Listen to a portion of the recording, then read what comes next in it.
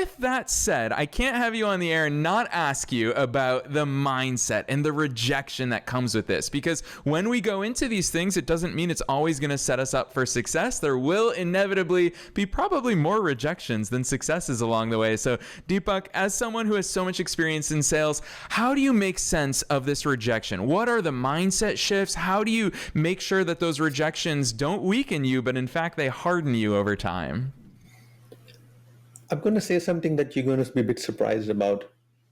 I have a friend who lost both parents when he was very young, very little. My own grandfather that I keep talking about lost his dad when he was 3 years old. Now, at that point, I'm very sure he looked at that incident and he, as a 3-year-old, did not understand what was going on, right? And in that sense of naiveness or ignorance, he built his life. He did fantastic. He only studied till grade 3, but he made more money than anyone that I could think that anyone could do with that level of intelligence or exposure with all the hardship. That also teaches you something very important, right, Brian, about life. Resilience is actually something that you let happen in your head. You allow your self-worth to be dictated by what the world says or world thinks. You take a no personally. And I'll be honest with you, it took me many years because I took no's personally. I still take no's personally. But I recover faster from them because I've come back to some basic principles. At the end of the day, you need to disassociate your role that you do as a salesperson from your reality or your identity in the human being that you are. When I ask people on a scale of 1 to 10, what is your score for yourself as a human being, they say 10. And then I ask them what happens to you when you are rejected or how do you feel when you're down? And they tell me I'm a 3, I'm a 4. And my response is very simple.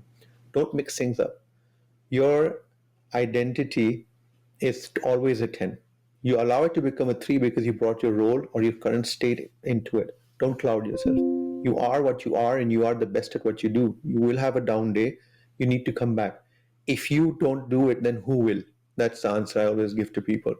And in this day and age in sales, where we also have AI coming into play, my response to people is use all these tools and technology that God has given us and all actually human beings have given us, but use that to your advantage.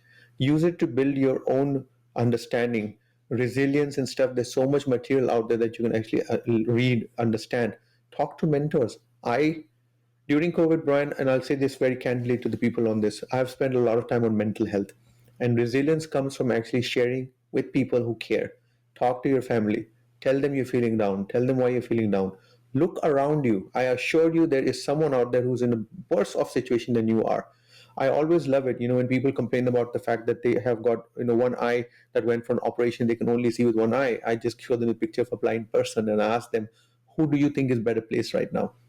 And I'm not saying that I'm asking everyone to get into that negative spiral, right? As long as someone is worse than me, therefore I am better. That's not what I'm saying. What I'm saying is give context to your state of mind. And when you give context to, you'll actually realize that if someone who loses his parents at such a young age can do great in life, my friend is a chartered accountant or CPA, as you call it in the US. He has a thriving practice back in India. My grandfather did very well despite his adversity in life. So the reality is that how you react to that adversity is in you. It's absolutely in you.